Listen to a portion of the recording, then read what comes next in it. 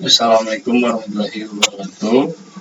Perkenalkan, nama saya Muhammad Rektan Fariji dari Prodi Teknik Informatika semester 1.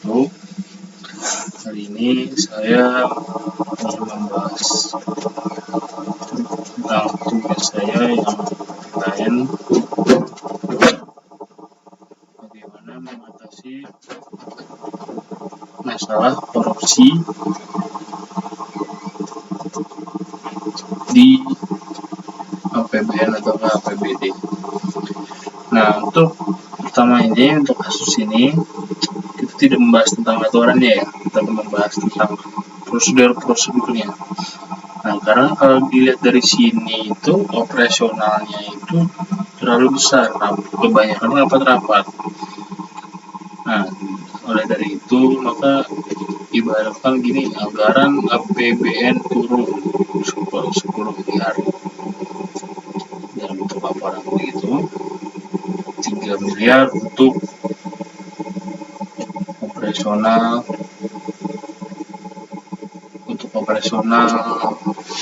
visit, seperti visit gitu. Terus yang kedua untuk rapat, terus yang ketiga untuk kunjungan, dan anggarannya hanya habis di situ. Nah, untuk mengetahui masalah itu tetap kita batasi juga untuk pegawai-pegawai negeri sipil ini agar jujur dalam memilih, jujur dalam mengolah keuangannya. Karena di sini kita tahu ya, masa anggaran 10 miliar, sisa dana untuk bantuannya hanya sekitar 2 miliar.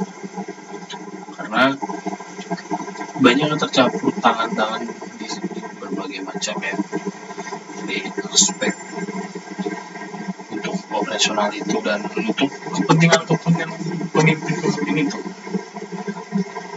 Jadi alangkah baiknya pemerintah itu langsung mencari orang-orang yang jujur, karena Indonesia ini sekarang udah krisis orang jujur.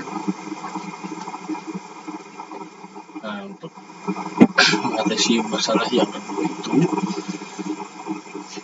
kita adakan transparansi seperti operasional, uang bensin, uang makan dan sebagainya. Kita jabarkan itu, jangan sampai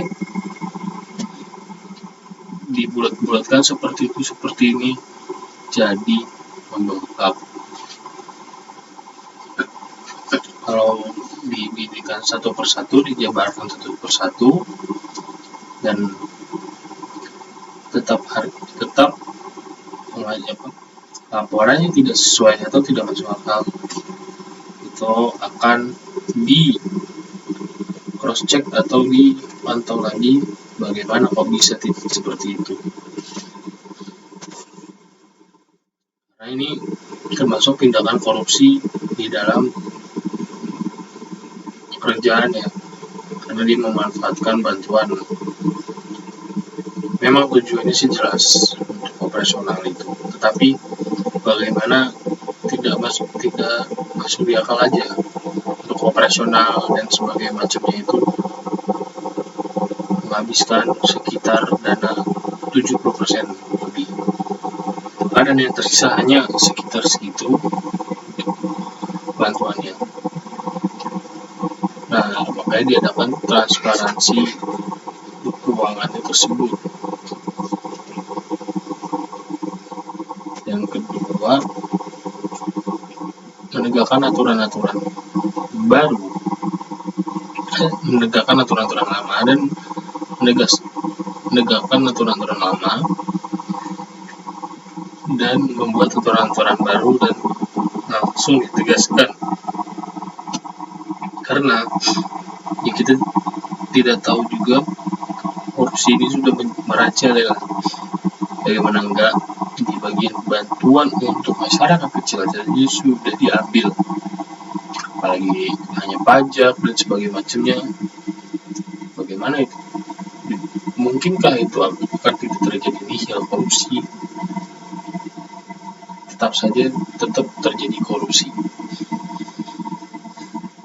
Maka dari itu, tegakkanlah bila terjadi ingin korupsi, maka di penjara atau dimiskinkan. Dan untuk bagi yang melaporkan bisa mendapatkan imbalan dari KPK, seperti itu. Tergantung dari jenis pelaporannya, bagaimana dia bisa menggagalkannya, dan yang sebagainya.